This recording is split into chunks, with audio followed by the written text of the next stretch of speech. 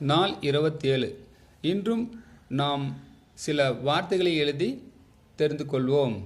பொ இங் க இல் பொங்கல். போ இர் வை போர்வை. மொ இ மொய் மோ தி ரா இம் மோதிரம்.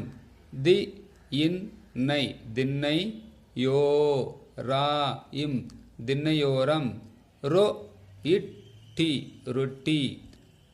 தே ரோ இட் டா இம் தேரோட்டம். க ட லோ ரா இம் கடலோரம். ஓ இன்று ஒன்று. ஓ வி யா இம் ஓவியம்.